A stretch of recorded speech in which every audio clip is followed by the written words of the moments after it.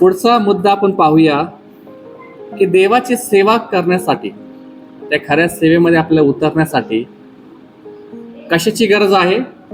पवित्रतेची. आमीन. पवित्रता धारण करणे फार गरजेचे आहे प्रिया.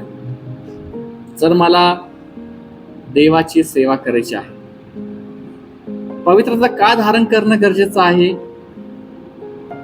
अशुद्धतेमध्ये किंवा आज्ञाभंगामध्ये किंवा आपण हरल्या अवस्थेमध्ये, म्हणजे आपण पापाला हरलेलो आहे, सैतानाला हरलो आहे आणि आपण सेवा करत आहोत, नाही होणार.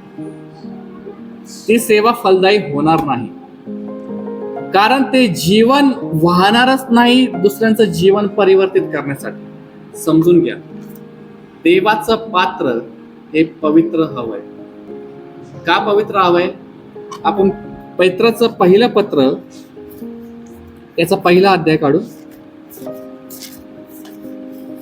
पेत्राचं पहिलं पत्र, पहिला अध्याय, वचन 14 आणि 15 आपण वाचूया. तर लक्षात घ्या, इथं सांगितलं आहे की आज्ञांकित मुले वा. पेत्र सांगत आहे मंडळीला पत्र लिहित आहे पेत्र, आणि त्यांना बोध करत आहे की तुम्ही आज्ञांकित मुले व्हा, किंवा आणि अज्ञान अवस्थेमधले, म्हणजे ज्यावेळेस तुम्हाला देवाची वचने माहित नव्हती, देवाची ख्रिस्ताची ओळख नव्हती, अशा अज्ञान अवस्थेमधल्या तुमचे सर्व पूर्वीच्या वासनांनुसार वागू वर्तू नका. तर काय करा?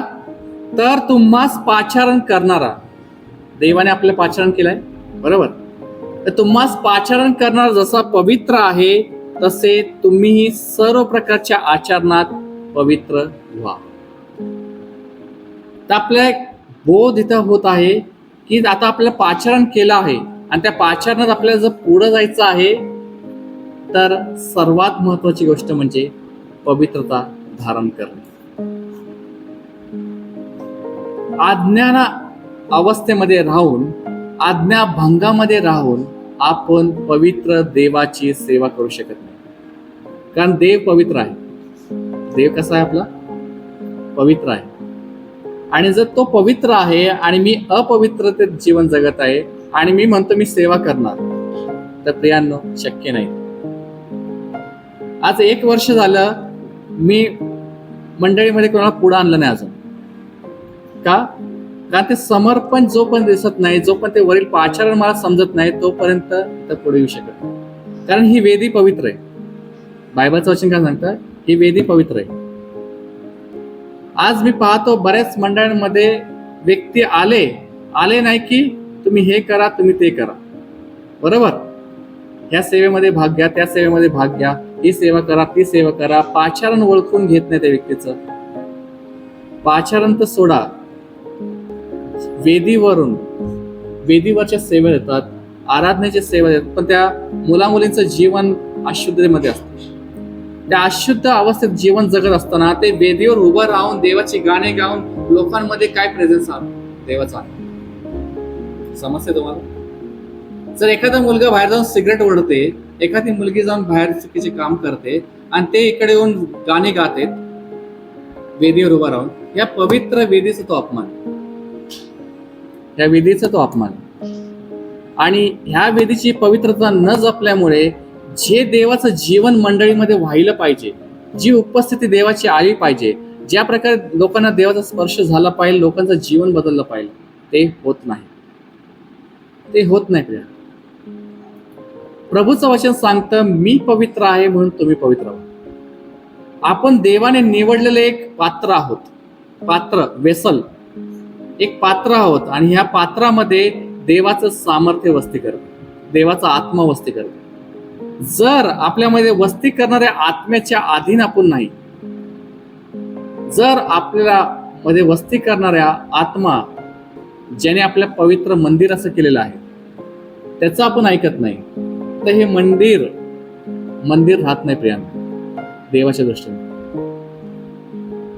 परमेश्वर म्हणतो की मी पवित्र आहे म्हणून तुम्ही पवित्र व्हा.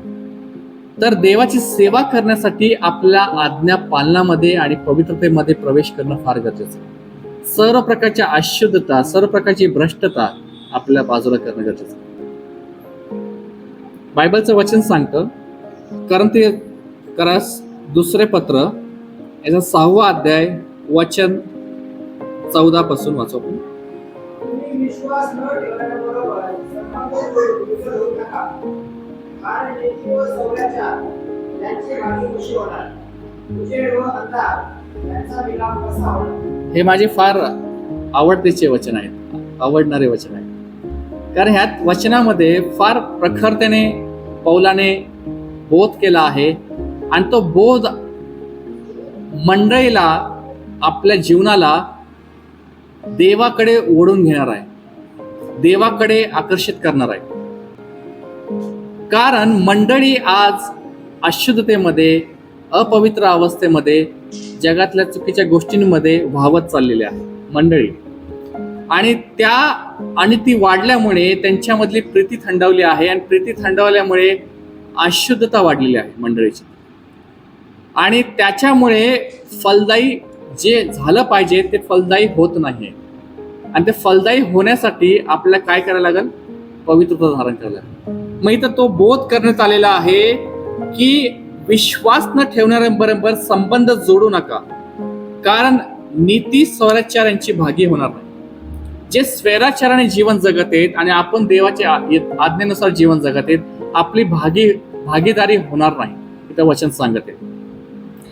पुढे सांगितलं की अंधार, जे अंधकारामध्ये जीवन जगत आहे आणि आता आपण देवाच्या वचनानुसार त्याच्या ज्ञानामध्ये, ज्ञानाच्या प्रकाशामध्ये आलो आहोत, ते प्रकाश आणि अंधकार यांचा समेट होऊ शकत नाही. कारण ते अंधकाराचे काम करणार, अंधकारानुसार बोलणार, अंधकाराचं कृत्य करणार आणि आपण त्यांच्या त्या गोष्टींमध्ये सहभागी होऊ शकत नाही. त्यामुळे अंधार आणि उजेड यांचा मिलाफ कसा होणार? ख्रिस्ताची बलियाराशी ऐक्य वाक्यता कसं होणार? म्हणजे ते जगामध्ये 2 राज्य आहेत, एक म्हणजे प्रकाशाचं राज्य आहे, एक म्हणजे अंधकाराचं राज्य आहे. प्रकाशाच्या राज्याचा स्वामी येशू ख्रिस्त आहे, अंधकाराच्या राज्याचा स्वामी सैतान आहे, दियाबल आहे. तर तो त्याच्या लोकांना घेऊन चाललेला आहे, ख्रिस्त आपल्या लोकांना घेऊन चाललेला आहे आणि ख्रिस्त अंधकारामधून त्याच्या लोकांना निवडत आहे आणि त्या प्रकाशाच्या राज्यात प्रवेश करत आहे. परंतु जर आपण त्या अंधकाराच्या लोकांमध्ये समेटामध्ये राहिलो तर त्यांचा धनी वेगळा आहे, आपला धनी वेगळा आहे. हा समजून घ्या. त्यांचा धनी वेगळा आहे, आपला धनी वेगळा आहे. त्यांना चालवणारे आत्मे वेगळे आहेत, अशुद्ध आणि अमंगळ आत्मे आहेत ते, आणि आपल्याला चालणारा आत्मा वेगळा आहे, पवित्र आत्मा आहे. हे समजून घ्या, हा फरक समजून घ्या. तर हा फरक आहे, म्हणून ती ऐक्य वाक्यता शक्य नाही. पुढे सांगितलंय विश्वास ठेवणारा व विश्वास न ठेवणारा हे वाटेकरी कसे होणार? हे वाटेकरी होऊच शकत नाही स्वर्गाचे. देवाच्या मंदिराचा मूर्तीबरोबर मेळ कसा बसणार? आपण तर जिवंत देवाचे मंदिर आहोत आणि त्या मूर्तीबरोबर जे मूर्तीपूजक आहेत किंवा ज्या अशुद्ध गोष्टींची उपासना करणारे आहेत त्यांचा आपला मेळच नाहीये. आपण तर जिवंत देवाचे मंदिर आहोत असे देवाने म्हटले आहे. मी त्यांच्यामध्ये वास करून राहील, मी त्यांचा देव होईल व ते माझे लोक होतील. म्हणून पौल बोध करत आहे, म्हणून त्यांच्यामधून निघा, वेगळे व्हा. सेपरेशन.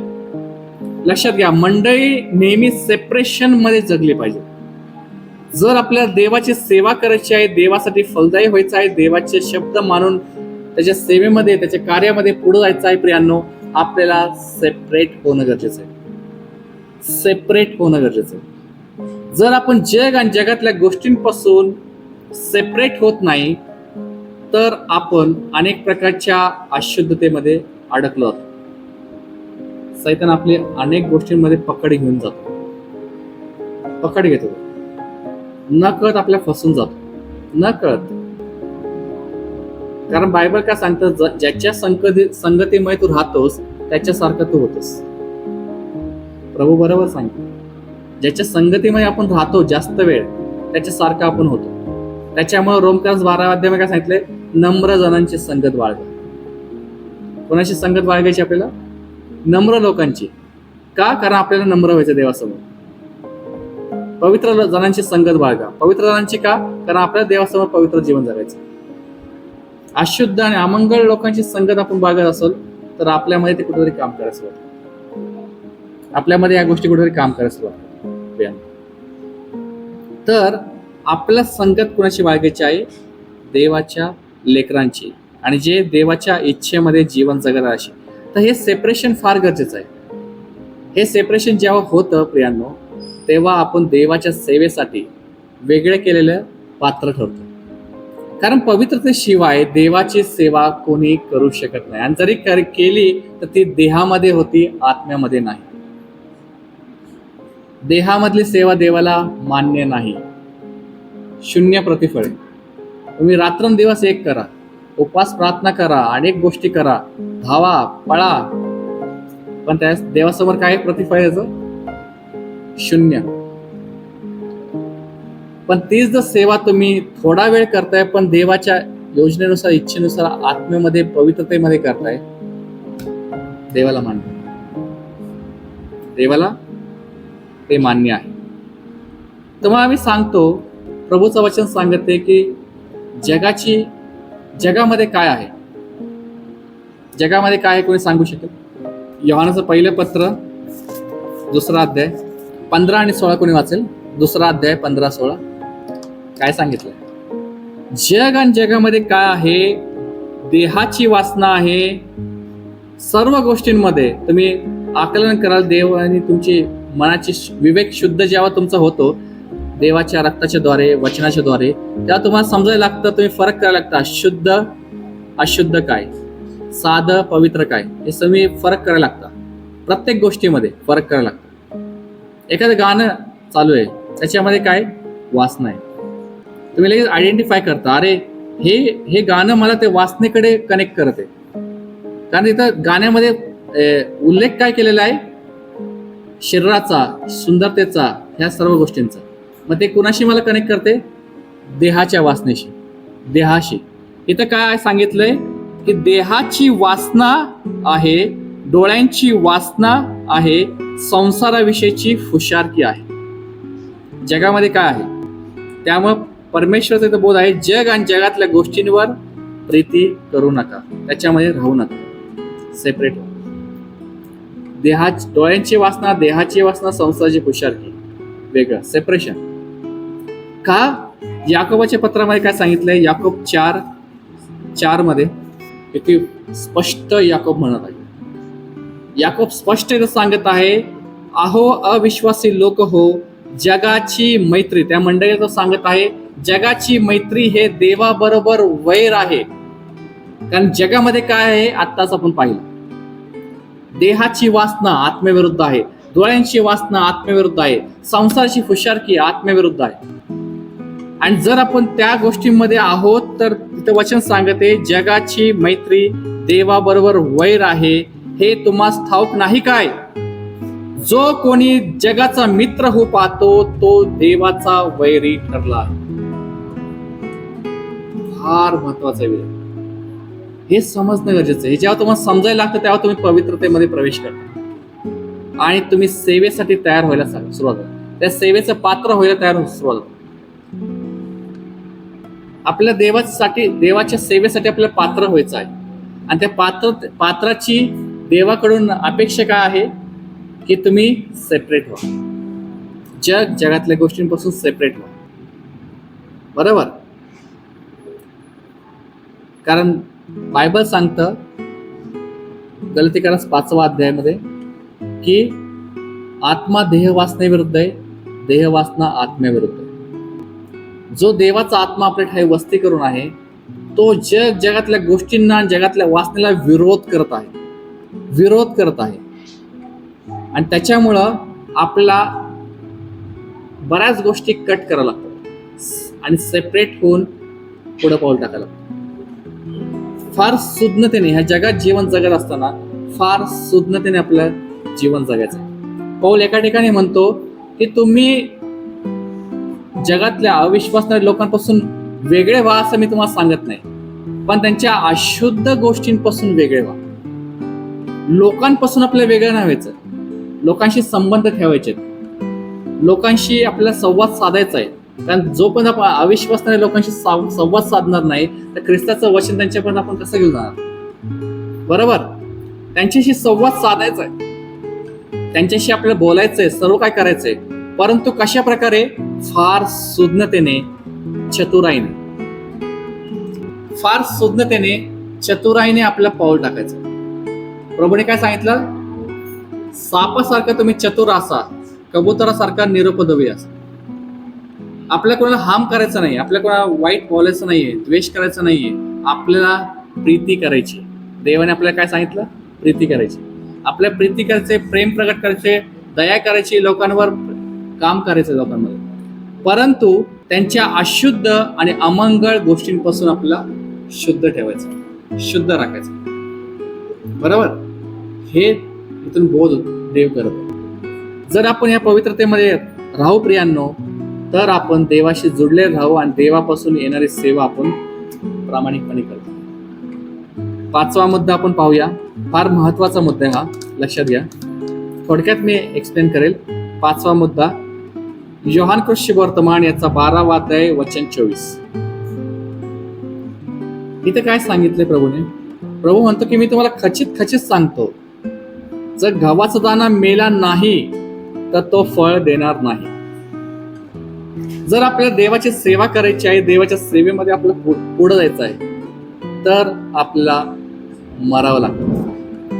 काय तुम्ही म्हणा आता ब्रदर मारायचं कसं? बरोबर, काय सांगताय तुम्ही? काय शिक्षण देताय? प्रभूने स्पष्ट सांगितलं की जोपर्यंत गव्हाचा दाणा मरत नाही, तुम्ही फक्त गव्हाचा दाणा पेरा, पीक येईल का? नाही ना. जोपर्यंत क्रश होत नाही, मरत नाही तोपर्यंत त्यातून जीवन निघत नाही बाहेर, पीक येणार नाही. बरोबर? पेरणी करावी लागते. पेरणीचे प्रकार आहेत. बरोबर? गव्हाचा दाणा पेरायचा म्हटलं ते तुटलाच पाहिजे तो, त्याशिवाय ते जीवन बाहेर निघणार. तसंच आहे देवाच्या सेवेमध्ये. जर आपल्याला पाऊल टाकायचं आहे, देवाच्या सेवेमध्ये आपल्याला फलदायी व्हायचं आहे, तर मरणं गरजेचं. मरायचं कसं? तुम्हाला मी सांगतो. रोमकर्स पत्र 6वा अध्याय वचन 6-7 काय सांगते वचन येतं की हे पापाच्या अधीन असलेले शरीर नष्ट झालेलं आहे. कसं नष्ट झालेलं आहे? बाप्तिस्मेच्या द्वारे. जेव्हा आपण पाण्यात बुडून बाप्तिस्मा घेतो, तर प्रियांनो देवाचा स्वर्ग आपल्यावर उघडा होतो आणि त्याचा आत्मा आपल्यावर उतरून येतो. प्रभू आदामाला म्हटला, हे फळ जेव्हा तू खाशील तेव्हा तू खास मरशील. फळ खाशील तर काय होईल? मरशील. आता जर आदामाने फळ खाल्लं पण तो जिवंत राहिला, बायबल सांगतो तो किती वर्ष जगला? 900 किती? 30 वर्ष. बरोबर. तो 930 वर्ष जगला प्रियांनो. मग देव कुठल्या मरणाविषयी सांगत होता? आध्यात्मिक मरण. आज जेव्हा आपण ख्रिस्तामध्ये नव्हतो, तेव्हा आपण आध्यात्मिकरित्या मेलेलो होतो. थोडं कठीण आहे, समजून घ्या मी जे सांगत. आपण आध्यात्मिकरित्या मृत झालेलो होतो, पण जेव्हा आपण ख्रिस्तामध्ये आलो तेव्हा आपण दैहिक गोष्टींना मृत झालो. आपल्या दैहिकतेला मृत झालो आपण, आणि आपण आत्म्यामध्ये जिवंत आलो. आपला आत्मा जेव्हा जिवंत असतो तेव्हा देह मेलेला असतो, आणि जेव्हा देह जिवंत असतो तेव्हा आत्मा मृत अवस्थेत असतो. हे समजून घ्या. एखादा म्हणाला, अरे मी दैहिक कृत्य करते, पाप करते, आणि माझा आत्मा जिवंत आहे का? तो मृत अवस्थेत चाललाय, तो विजलेल्या अवस्थेत चाललेला आहे. जर तुझ्यामध्ये पाप बलवान होत आहे, पाप बलवान होत आहे तर काय? इथे काय सांगितले? जुना ह्या पुढे पापाचे दास्य करू नये. काय करू नये? पापाचे दास्य करू नये, म्हणून आपल्यातील जुना मनुष्य वधस्तंभावर त्याच्याबरोबर खेळला गेला. तर हा विश्वास बाळगा की माझा देह वधस्तंभावर ख्रिस्ताबरोबर खेळला गेलेला आहे. आता मी जगणार नाही, तर देवाचा आत्मा माझ्या आत्म्यात जिवंत अवस्थेत जगेल. जर आज माझ्यामध्ये दैहिकता आहे, आज जर माझ्यामध्ये दैहिकता उत्पन्न होऊन मी पापाच्या अधीन, पापाचं दास्य करत आहे आजही, तर प्रियांनो बाप्तिस्मा झाल्यानंतरही तर समजून घ्या, तुमचा आत्मा परत मृत अवस्थेकडे चाललेला, तुमचा आत्मा परत विजलेल्या अवस्थेकडे चाललेला. बायबल सांगतं की आत्म्याला विजू नका. काय करू नका? आत्म्याला विजू नका, त्याला संजीवित अवस्थेत ठेवा. जेव्हा आपण संजीवित अवस्थेत आत्म्यात ठेवतो तर देह मृत अवस्थेत असतो, देह वासना मृत अवस्थेत असते, देह स्वभाव मृत अवस्थेत जातो, आपलं शरीर मृत होऊन जातं, म्हणजे देवासमोर आपण मेलेल्या अवस्थेत असतो. पण आपला आत्मा ख्रिस्ताच्या ठाई नवा केलेला आहे आणि जिवंत आहे. पुढे त्यात वचन सांगतं 7 आणि 8, आपण ख्रिस्ताबरोबर मरण पावलो असल्यास त्याच्याबरोबर जिवंतही राहू.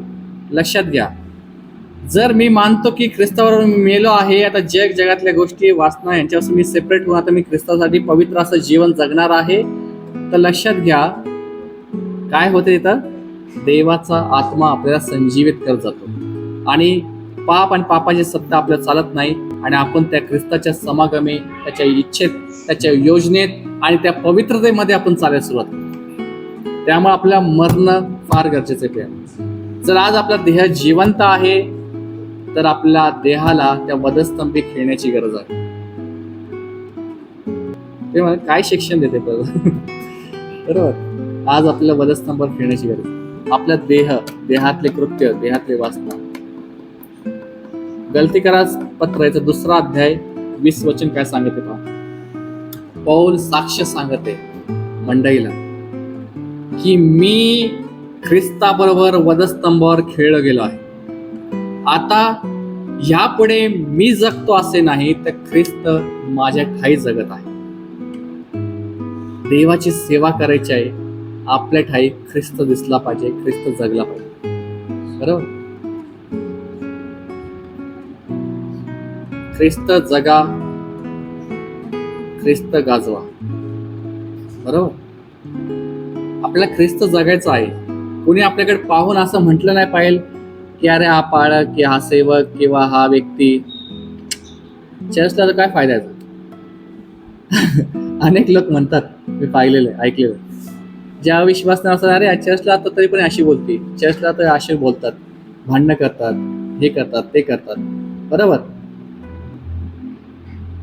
ख्रिस्त जगला पाहिजे, ख्रिस्त दिसला पाहिजे आपल्यात. अरे यांचा प्रभू जसा आहे हे बदललेले लोक आहेत. बरोबर, लोकांनी साक्ष दिले पाहिजे, अरे ह्या बहिणीचं, ह्या भावाचं जीवन वेगळं झालं, ख्रिस्तापर्यंत आल्यापासून वेडा झाला असं म्हटलं पाहिजे. वेडा हा शब्द वापरला पाहिजे त्यांनी. का माहिती का, कारण आपण जग आणि जगातल्या गोष्टींच्या चालीरीतीप्रमाणे चालणं सोडून देतो आणि जसं ख्रिस्त आपल्याला चालवते, ख्रिस्ताचं वचन जसं आपल्याला सांगत आहे त्याप्रमाणे आपण चालायला सुरुवात करतो. त्यामुळं आपण काय होतो, जगाच्या विरुद्ध चालायला लागतो. पाण्याचा फ्लो कसा चाललाय, उत्तरेकडून दक्षिणेकडे, आणि आपण कुठून चाललोय, दक्षिणेकडून उत्तरेकडे चाललोय, विरुद्ध दिशेला चाललोय आपण. जर विरुद्ध दिशेला आपण चाललेलो आहोत तर लक्षात घ्या, लोक आपल्याला वेडा म्हणणार, लोक आपली निंदा करणार आणि तिथंच समजून जा की तुम्ही ख्रिस्त जगत आहात.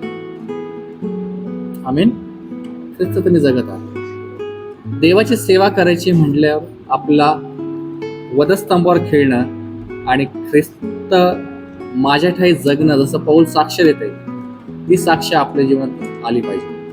तर समजून घ्या की तुमची आध्यात्मिक वृद्धी झालेली आहे आणि तुम्ही सेवेसाठी योग्य असं पात्र झालेलं आहात. आणि तुमच्याद्वारे सेवा जी होईल ती फलदायी होईल, ती फलद्रूप होईल. 30 पट नाही, 60 पट नाही, तर 100 पट फळ देईल. आमीन, 100 पट फळ देईल. का माहिती का, कारण तुम्ही मेलेले आहात. गव्हाचा दाणा मेल्याशिवाय फळ देत नाही. आपल्याला मरणं गरजेचं आहे. आमीन. पुढचा मुद्दा पाहूया, 6वा, विश्वासूपणा. विश्वासूपणा, 6वा मुद्दा, विश्वासूपणा. थोडं फास्ट जाऊया आता, 20 मिनिटच राहील माझ्याकडे. विश्वासूपणा याच्याविषयी पाहत असताना आपण करंथीकरांचं पहिल्या पत्रात 4था अध्याय वचन 1 आणि 2 वाचू आपण. विश्वासूपणा, जर मला ख्रिस्ताची सेवा करायची आहे तर मला विश्वासूपणा गरजेचा आहे. बरोबर, अनेक ख्रिस्ताची सेवा करणारे कारभारी आहेत, अनेक सेवक आहेत, ते ख्रिस्ताबरोबर विश्वासू असं जीवन जगत नाहीत. ख्रिस्ताबरोबर विश्वासू जीवन जगत नाही. आपण ज्या कोणत्या सेवेमध्ये असो, मी तुम्हाला एक बोध करेल, मंडळी या नात्याने तुम्ही कोणत्याही सेवेमध्ये असा. मी जेव्हा प्रभूमध्ये आलो तेव्हा मी काय करायचो, येऊन हॉल साफ करायचो, चेअर लावायचो. बरोबर, सेवा, देवाची सेवा. भंडारामध्ये जे पैसे असतात ते मोजायचो, बाळकाला द्यायचो. सेवा आहे, कोणती सेवा असू दे. सेवा तुम्ही जी काय करता ती विश्वासूपणे करा, न चुकता, न दमता, न थांबता, विश्वासूपणे करा. मंडळीमध्ये अनेक सेवा आहेत. त्या काही सेवांकडे मी तुमचं लक्ष केंद्रित करतो. फक्त वेदीवरून वचनाची घोषणा करणं ही सेवा नाही. अशा अनेक सेवा आहेत मंडळीमध्ये. त्या सेवा करत असताना आपण प्रत्येकाने विश्वासू राहणं गरजेचं आहे. बायबलचं वचन सांगतं, जर आपण त्याच ग्रंथकाराच्या पुस्तकामध्ये आपण 12व्या अध्यायामध्ये काय सांगितलं, तर देवाने मंडळीत कित्येकांना नेमलं आहे. देव मंडळीत लोकांना नेमत आहे. आणि काय नेमत आहे? अनेक सेवा आहेत प्रियांनो. मंडळीमध्ये जेव्हा आपण येतो, कार्यरत असतो, अनेक सेवा आहेत. प्रेषितांची सेवा आहे, संदेशांची सेवा आहे, शिक्षकांची सेवा आहे, अद्भुत कृत्य करणाऱ्यांची सेवा आहे, निरोगी करण्याची कृपादानांची सेवा आहे. काही लोकांना गाणे असतात की प्रार्थना केली लोकांना आरोग्य मिळतं, ती सेवा आहे. अद्भुत कृत्य करण्याची सेवा आहे, विचारपूस करण्याची सेवा आहे. लक्षात घ्या, एखादा व्यक्ती मंडळीमध्ये येतो आणि जेव्हा तो विचारपूस करतो की ब्रदर कशा आहात, सिस्टर कशा आहात, काय करतात, काय चाललंय, हे विचारपूस करणे ही एक सेवा आहे देवाने. तो विचार करू शकता. एखादा व्यक्ती विचारपूस करतो, लोकांना बांधून ठेवतो, ही एक सेवा आहे प्रियांनो. आमीन. व्यवस्था पाहणारे प्रत्येक, आता एक सभा व्हायची म्हटलं बऱ्याच गोष्टींची व्यवस्था करावी लागते. बरोबर, साफसफाई, हे ते अरेंजमेंट. आता या कालच्या गोष्टींसाठी आम्ही बऱ्याच गोष्टी तयारी केली खेळासाठी. हे सगळे काय व्यवस्थापन, हे व्यवस्थापनामध्ये येतं.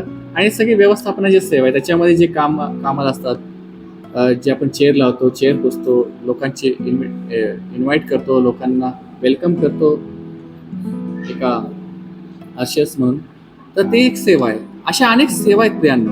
पण जेव्हा कोणतीही सेवा आपण करतो प्रियांनो, ती सेवा आपण प्रामाणिकपणे केली पाहिजे, विश्वासूपणे केली पाहिजे. एखादं काम आपलं हाती घेतलं तर मागं पाहायचं नाही. देवाचा नियम आहे. नांगराला हात घातलास तू, काय करायचं? मागं नाही पाहायचं. नांगराला हात घातलं काय करायचं? नांगरायचं शेत, मागं नाही पाहायचं, हात नाही पाहायचं. बरोबर. त्यामुळे एका सेवकाने गाणं गायलं की I have decided to follow Jesus, no turning back. बरोबर, नो टर्निंग बॅक.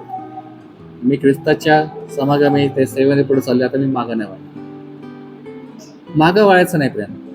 कुठल्याच सेवेमध्ये, कुठल्याही गोष्टीमध्ये तुम्ही हात घालता, सेवा हाती घेता, ते सेवा करता विश्वासूपणे. अशा अनेक प्रकारच्या सेवा आहेत. त्या सेवेमध्ये आपण करत असताना आपण विश्वासूपणे वर्तणं गरजेचं आहे. त्याचमध्ये 14व्या अध्यायामध्ये पण बऱ्याच गोष्टींविषयी नमूद केलेलं आहे.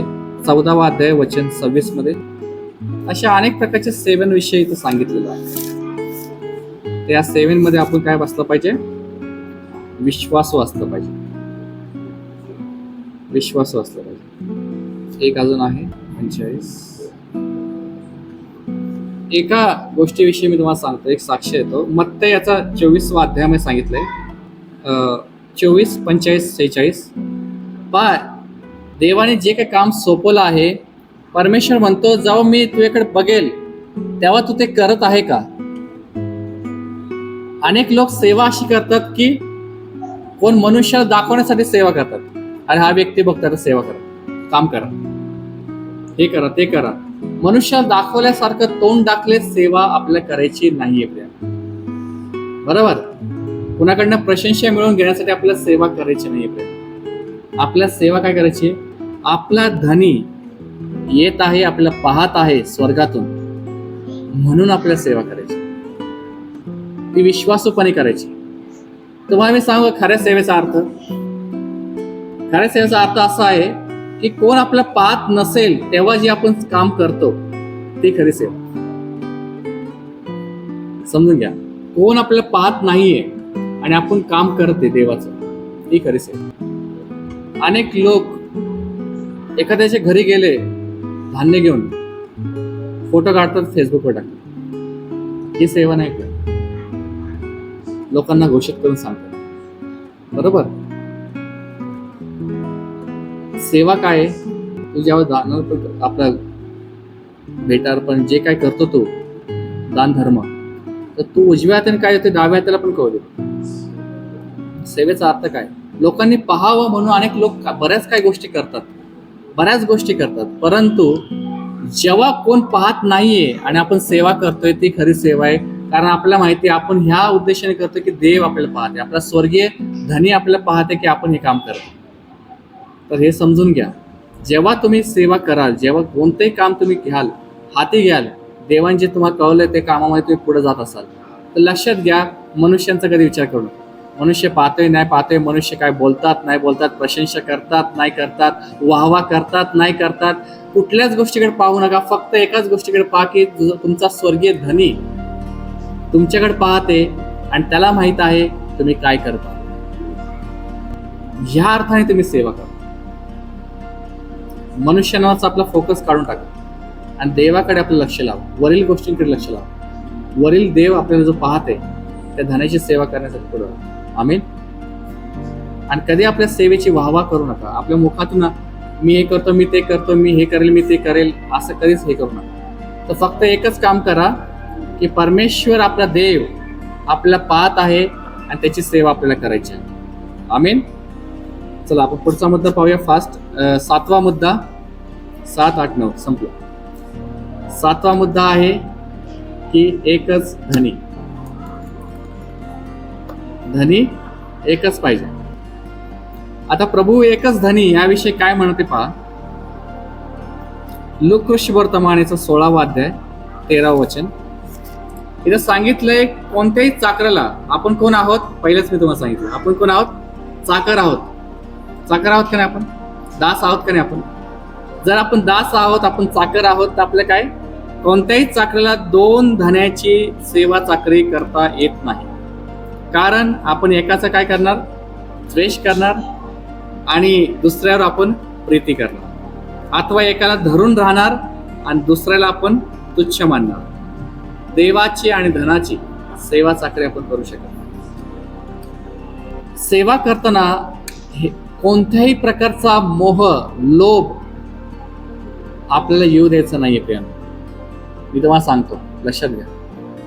सेवा तुम्ही करत आहात, तर सेवा करताना आपल्या कोणत्याही प्रकारचा लोभ, कोणत्याही प्रकारचा, धनाचाच नाही, कोणत्याही प्रकारचा लोभ, लालसा, अपेक्षा या गोष्टींपासून आपण वेगळं झालं पाहिजे. माझं प्रॉफिट झालं, मी काम करते, मी सेवा करते, माझं प्रॉफिट झालं पाहिजे. बिझनेस माइंडेड नाही आपलं काम करायचं. बरोबर. बिझनेस माइंडेड नाही काम करायचं. मी जर इन्व्हेस्ट करते, हा वेळ मी सेवा करते, इन्व्हेस्ट करते, तर त्यातून मला प्रॉफिट मिळालं पाहिजे. प्रभू म्हणतो तू तिथंच प्रतिफळ भरून पावला, माझ्याकडून तुला काय मिळेल अशी अपेक्षा करू नका. बरोबर. जर आपलं कुणाच्या हाताकडे लक्ष आहे? त्या धनाच्या हाताकडे. आपण जे काय सेवा करतोय आपण कुणाकडे लक्ष लावलं पाहिजे? मनुष्याकडे नाही, धनाकडे. की धनी मला प्रतिफळ देईल, धनी मला शब्बास भल्या व विश्वासू दासा. बरोबर. तर माझं लक्ष कुठं पाहिजे? त्या धनाकडे पाहिजे, धनाकडे नाही, मनुष्यांच्या धनाकडे नाही. अनेक लोक दशांश द्या आणि बऱ्याच गोष्टींचं शिक्षण देत असतात. बरोबर. द्या द्या द्या द्या द्या म्हणजे दिलं जाईल, द्या म्हणजे दिलं जाईल. अरे द्या द्या काय? ठीक आहे, वचन सांगत आहे, पण जबरदस्ती करायला सांगत नाही वचन. आमीन. परमेश्वर म्हणतोय स्वसंतोषाने देणं देवाला प्रिय. देवाचे आशीर्वाद द्यायला प्रिय. देवाला जो ओळखतो तो करतो ते का? त्याला बोलण्याची आणि आरडाओरडा करण्याची आणि बंबार्डिंग करण्याची गरज नाही. लक्षात घ्या, तिमोथेच्या पत्रामध्ये तिमोथी काय गोष्टींकडे लक्ष लावते ते वचन आपण पटकन वाचूया. तिमोथेस पहिले पत्र 6वा अध्याय वचन 5 आणि 6 वाचू. तर लक्षात घ्या प्रियांनो, इथं सांगितलं की मन बिघडलेल्या त्या सेवकांविषयी देवाचं वचन काय सांगतं? मन बिघडलेले लोक, सत्यास मुकलेले लोक, भक्ती हे कमाईचे साधन आहे अशी कल्पना करणारे हे लोक आहेत. ते सेवा करत नाही तर काय करतात, धनाची अपेक्षा करतात. ते त्यांचा धनी वेगळा झालेला आहे. प्रभू काय म्हणतो, कोण दोन धनाची चाकरी करू शकत नाही. दोन धनी कोण, एक तर देव आणि एक तर धन. या दोघांची चाकरी कोण करू शकत नाही. सेवा करायची म्हटलं आपलं फक्त धनाकडे लक्ष पाहिजे, धनाकडे नाही. आपण त्या गोष्टींपासून वेगळं राहिलं पाहिजे. सर्व प्रकारचे लोभ आणि वासनांपासून आपण वेगळं राहिलं पाहिजे. धनाचा लोभ भयंकर आहे. तर आपण फक्त आपलं लक्ष देवाच्या सेवेकडे लावलं पाहिजे, न की धनाकडे आणि मिळकतीकडे. इथं सांगितलंय की त्या लोकांची एकसारखी भांडणे होतात. का? कारण ते आपल्या धनाकडे. अनेक मंडळांमध्ये असे भांडणं होतात, त्यांच्या कमिटीमध्ये भांडणं होतात पैशांवरून. भयंकर आहे प्रियांनो. अनेक पाळक, अनेक बिशप असे आहेत की ज्यांनी लोकांची घराचे घर, जमिनीच्या जमिनी जप्त केलेत आणि स्वतःच्या नावावर करून घेतले. ट्रस्टच्या पण नावावर नाही, स्वतःच्या नावावर करून टाकले. अशा अनेक उदाहरणं आहेत माझ्यासमोर. मी म्हणतो किती भयंकर लोक आहेत हे फक्त धनाची सेवा करतात, त्या स्वर्गीय धनाची नाही, देवाची नाही सेवा करतात. पुढे वचन सांगतं, चित्त समाधानासह भक्ती हा तर मोठा लाभ आहे. समाधान बाळगा. आपण जगात काही आणले नाही व त्यातून काही नेता येत नाही आपल्याला. आपण जगात काही आणले पण नाही आणि त्यातून काही नेणार पण नाही प्रियांनो. आपल्याला अन्न वस्त्र असले तेवढ्यात तृप्त असावे. परंतु जे धनवान हो पाहतात ते परीक्षेत, पाशात, माणसांना नाशात व विध्वंसात बुडवणाऱ्या अशा मूर्खपणाच्या व बाधक वासनात सापडतात. काय? अशा प्रकारच्या गोष्टींमध्ये ते अडकतात. परीक्षेमध्ये सापडतात, पाशात सापडतात, माणसांना नाशात व विध्वंसात बुडवणाऱ्या अशा मूर्खपणाच्या बाधक वासनात सापडतात. कारण द्रव्याचा लोभ सर्व प्रकारच्या वाईटाचे एक मूळ आहे. त्याच्या पाठीस लागून कित्येक जण विश्वासापासून भटकले आहेत. लक्षात घ्या, जर सेवा आपल्याला करायची आहे तर ह्या गोष्टींवर लक्ष केंद्रित करणं आपल्या गरजेचं आहे. जर आपल्याला खरी सेवा आपल्या हातून घडावी अशी तुमची इच्छा आहे तर तुम्हाला धनाच्या लोभापासून, सर्व प्रकारचं हे वाईटाचं अनितीचं मूळ आहे, त्याच्यापासून तुम्हाला वेगळं व्हायचं. याच्यामुळे पडायचं नाही कधी, याच्यामुळे अडकायचं नाही कधी. फक्त एकाच गोष्टीकडे लक्ष लावायचं आहे, देवाकडे. आमीन. देवाच्या हाताकडे लक्ष लावायचं, देवाकडून मिळणाऱ्या प्रतिफळाकडे लक्ष लावायचं. आमीन. तर एकच धनी हा 7वा मुद्दा होता. 8वा मुद्दा, छोटासा मुद्दा हा 8वा, सेवेचा सुवर्ण नियम. आता सेवा करत असताना सुवर्ण नियम महत्वाचा आहे. हा सुवर्ण नियम काय आहे आपण पाहूया बायबलमध्ये. मत्तयाचा 25वा अध्याय वचन 29 हा नियम आहे. सेवा करत असताना हा सुवर्ण नियम आहे, समजून घ्या. हा दाखला पूर्ण तुम्ही वाचला, घरी जाऊन वाचा 25वा अध्याय. रुपयांचा दृष्टांत तुम्ही घरी जाऊन वाचा. ह्या दृष्टांतामध्ये येशू ख्रिस्त त्यांना सांगते, देवाने काही लोकांना काही गोष्टी नेमून दिल्या आणि त्या लोकांना सांगितलं तुम्ही काम करा, याच्यावर मिळवा.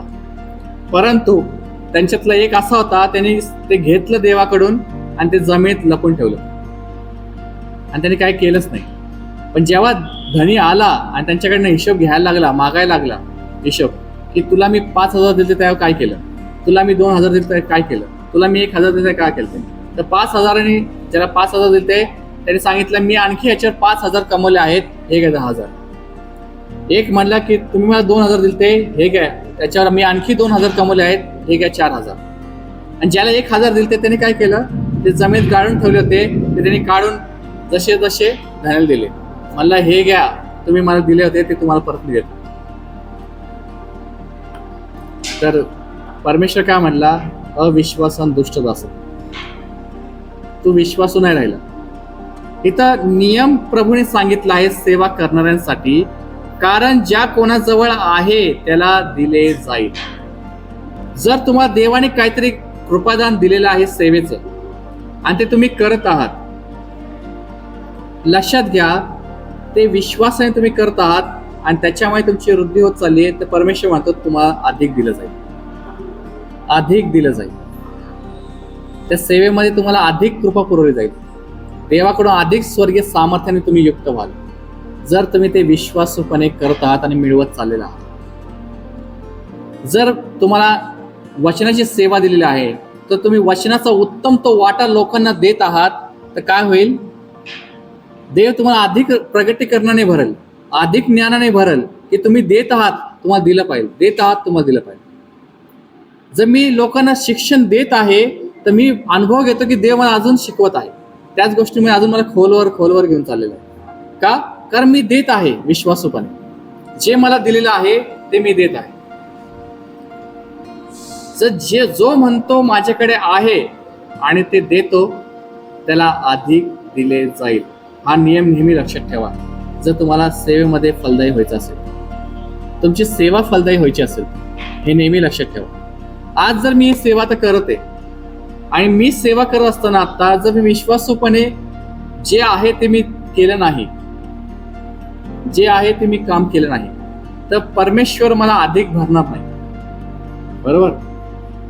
मला अधिक भरणार. कारण प्रभूचं स्पष्ट वचन होतं, ज्या कोणाजवळ आहे त्याला दिले जाईल, त्याला भरपूर होईल, आणि ज्या कोणाजवळ नाही, म्हणजे जो आहे पण नाही, उपयोगात नाही आणत आणि नाही त्याचा नाही म्हणतो, तर काय म्हणतो परमेश्वर? त्याच्याजवळ असेल ते देखील त्याच्यापासून काढून घेतले जाईल, संपुष्टात तो निष्फळ होऊन जाईल. तर माझ्याजवळ जे काय आहे ते मी उपयोगात आणलंच पाहिजे. जर देवाने माझ्या मुखात सुवार्ता ठेवली आहे, सुवार्तेच्या कामामध्ये मी काही थांबलो नाही पाहिजे, सुवार्ता करतच राहिलं पाहिजे. जर देवाने मला आराधनेचं दान दिलं आहे तर मी आराधना करतच राहिलं पाहिजे. जर देवाने मला लोकांसाठी प्रार्थना करण्याचं ते मध्यस्थीचं अंतःकरण दिलेलं आहे तर मी लोकांसाठी गुडघे टेकून मध्यस्थी केलीच पाहिजे, मी थांबलं नाही पाहिजे. जेवढं आपण करू तेवढं ते फलदायी होतं. देवाच्या सेवेचा हा नियम आहे, सुवर्ण नियम. जो म्हणतो आहे त्याला दिले जाणार आणि त्याला भरपूर होणार. आमेन. आता शेवटचा 9वा महत्वाचा मुद्दा आपण पाहूया. शेवटचा, आणि थांबूया आपण 5 मिनिटात. शेवटचा मुद्दा आहे प्रीती सर्वश्रेष्ठ कृपादान. बरोबर? प्रीती हे सर्वश्रेष्ठ कृपादान. पौल काय म्हणतो करंथीकरामध्ये? करंथीकराचं पहिलं पत्र 12व्या अध्यायामध्ये शेवटचं वचन आपण वाचूया, 31 पहिलं. आता पौल इथं सांगत आहे मंडळीला की सर्वश्रेष्ठ जे कृपादान आहेत त्याची तुम्ही उत्कंठा बाळगा, आणि शिवाय एक सर्वोत्कृष्ट मार्ग मी तुम्हाला दाखवतो. सर्वश्रेष्ठ दानाकडे पौल काय करते? लक्ष केंद्रित करते. ते कुठलं आहे? प्रीती सर्वोत्कृष्ट दान होय. देवाने मंडळीला काय दिले आहे? प्रीतीचं दान दिलेलं आहे. काय दिलं आहे मंडळीला? प्रीतीचं दान दिलेलं आहे. योहान कृत शुभवर्तमान याचा 13वा अध्याय वचन 34 आणि 35 मध्ये प्रभूचं वचन काय सांगतं आपण पाहूया. जर तुम्ही एकमेकावर प्रीती करत असाल, जशी मी तुमच्या केली तशी तुम्ही करा, आणि जर तुम्ही ती करत आहात तर तुम्ही माझे शिष्य व्हाल, शिष्य म्हणून ओळखले जाल. शिष्य म्हणजे देवाचा सेवक. जर माझी ठाई प्रीतीच नाहीये आणि मी म्हणतो मी सेवा करते, सगळं व्यर्थ, सगळं व्यर्थ. तुम्हाला सांगतो, तुम्ही काहीही करा जीवनामध्ये, काहीही करा, पण तुमची ठाई प्रीती नाही आणि प्रीतीने तुम्ही कुठली देवाची सेवा करत नाही आहात, तर तुमच्या सेवेला देवासमोर किंमत नाहीये, तुमच्या सेवेविषयी प्रतिफळ नाहीये. सगळं व्यर्थ आहे, सगळं व्यर्थ आहे जर तुमच्यामध्ये, माझ्यामध्ये प्रीती नाहीये. जर एखाद्या भावाविषयी, आपल्या एखाद्या बहिणीविषयी आपल्या अंतःकरणाला प्रीती जाणवत नाही की त्यांचे जेवण, त्यांना काहीतरी सहाय्य करा, त्यांचं बर्डन उचला, त्यांना पुढे घेऊन जावं, तर समजून जा तुम्ही प्रीतीने वागेनासे झाल्यात आणि तुम्ही देवाची सेवा कधीच करू शकता. जर प्रीती आहे तर सेवा आहे, प्रीती नाही सेवा नाही. येशू ख्रिस्त जेव्हा पृथ्वीवर होते तेव्हा ते मंडळीकडे, लोकांकडे पाहून नेहमी कळवळा त्यांना येत होता. कोणत्याही दुखणे, त्याला कोणत्याही बंधन असलेल्या व्यक्तीला पाहून त्यांना कळवळा यायचा. कळवळा म्हणजे काय माहिती का? समोरचा जो त्रास होतोय तो त्रासाची जाणीव मला होणे. कळवळ्याचा अर्थ काय? समोरचा जो त्रासामध्ये आहे त्या त्रासाची जाणीव मला होईल. त्याला कळवळा म्हणतात. तो कळवळा जर तुमच्यामध्ये उत्पन्न होत नाहीये, जर आजूबाजूच्या लोकांना, मंडळीमधल्या लोकांना किंवा आपल्या बंधुजनांना पाहून, तर त्या प्रीतीमध्ये तुम्ही कमी आहात. त्या प्रीतीमध्ये तुम्हाला वाढणं गरजेचं आहे. त्याच्या आत्म्याच्या द्वारे तो प्रीतीचा वर्षाव आपल्या अंतःकरणामध्ये होतो, असं रोमकर्सपत्र 5व्या वचनामध्ये सांगितलं. त्या आत्म्याच्या द्वारे प्रीतीचा वर्षाव होतो आणि ती प्रीती आपल्याला स्वीकारायची आहे, बरोबर. आणि त्या प्रीतीने आपलं काम सुरू करायचं प्रीतीमध्ये. आमेन. तर 13व्या अध्यायामध्ये काही वचने मी वाचतो. तिथे सांगितलंय, मी माणसांच्या व देवदूतांच्या भाषेमध्ये बोलत असलो पण माझे काही प्रीती नसली तर मी वाजणारी थाळी किंवा झणझणणारी झाज आहे. म्हणजे मी अन्य भाषेत बोलतो, देवदूतांची भाषा बोलतो आणि अनेक गोष्टी करतो, पण माझे काही प्रेमच नाहीये माझ्या बंधूविषयी, तर ते सर्व व्यर्थ आहे. देवासमोर ती वाजणारी थाळीच आहे, त्याच्याने काही होणार नाही. तो अन्य भाषेत 10 तास बोल, काही फरक पडणार नाही देवा, जर अंतःकरणात प्रेम नाही आपल्या बंधूविषयी. मला संदेश देण्याची शक्ती असली, मला सर्व गुजे व सर्व विद्या अवगत असल्या आणि डोंगर धळता येईल एवढा विश्वास, इतका दृढ विश्वास माझ्या असला, पण माझ्या ठाई प्रीती नसली तर मी काहीच नाही. मग विश्वास आहे आणि ज्ञानाने भरलेला आहे, पण प्रेमच नाहीये, संपलं. मी काहीच नाही. देवासमोर माझी किंमत शून्य आहे. मनुष्यासमोर कदाचित असेल, पण देवासमोर शून्य.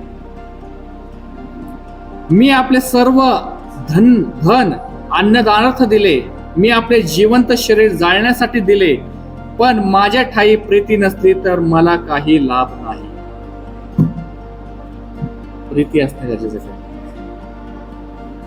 प्रीती असणे गरजेचं आहे. तुम्हाला सांगतो मी, एक शेवटचं वचन सांगून आपण थांबूया. येशू ख्रिस्त 3rd टाइम येणार आहे. फर्स्ट टाइम आले, वधस्तंभी गेले. 2nd टाइम येणार आहे, आकाशामध्ये मंडळीला उचलून घेऊन जाणार आहे, रॅप्चर होणार आहे. 3rd टाइम जेव्हा येणार आहे येशू ख्रिस्त, तेव्हा येशू ख्रिस्त पांढऱ्या सिंहासनावर बसणार आहे आणि लोकांचा न्याय करणार आहे. प्रकटीकरण मी सांगितलं, बरोबर. पांढऱ्या सिंहासनावर बसणार आहे आणि सर्व लोकांचा न्याय करणार आहे. आणि जेव्हा न्याय करण्यासाठी समोर सर्व लोक असतील, आता इथं 2 डिव्हिजन आहे, बरोबर. इकडं स्त्री वर्ग बसलाय तर पुरुष वर्ग बसलाय. तसं देव असा सिंहासनावर असेल आणि त्याच्या उजव्या हाताला मेंढरा असतील, डाव्या हाताला काय असतील, शेरडे असतील.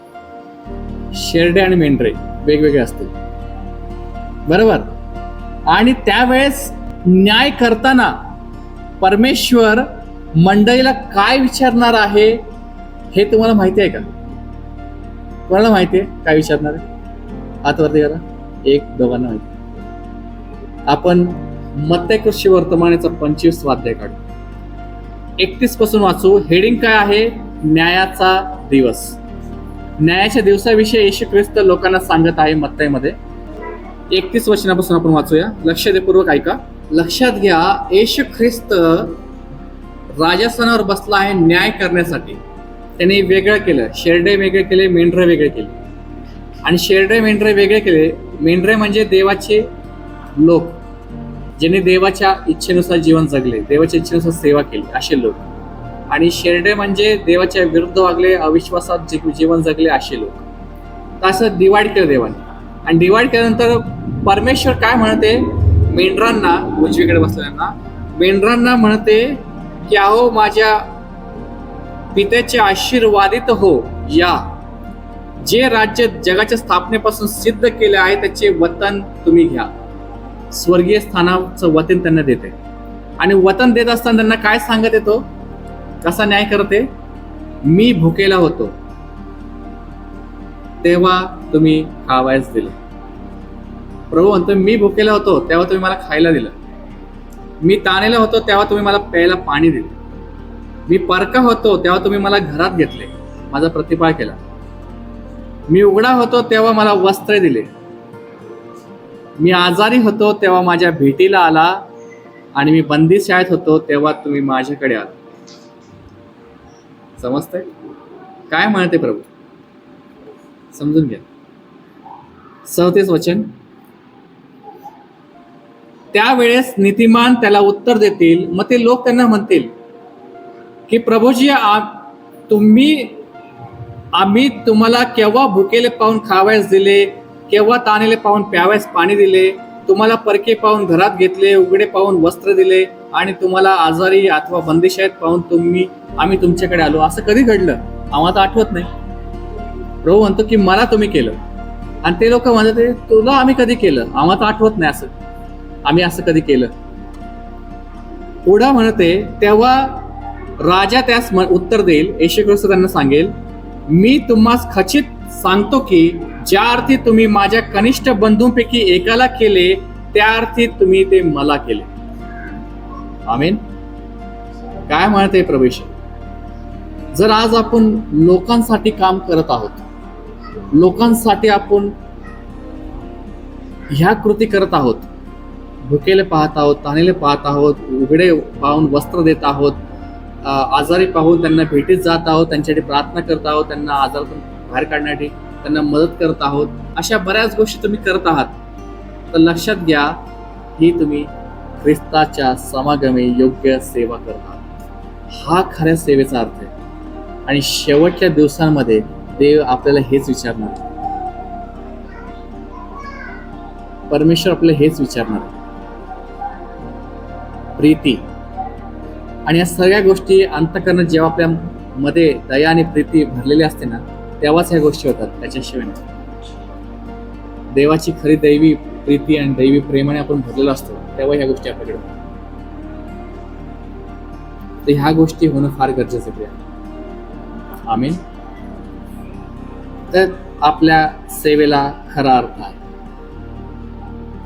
एक शेवटचं वचन, योहानचं पहिलं पत्र 3 अध्याय वचन 16. आपण थांबूया. हे वचन वाचा. या वचनामध्ये काय लिहिलंय पहा.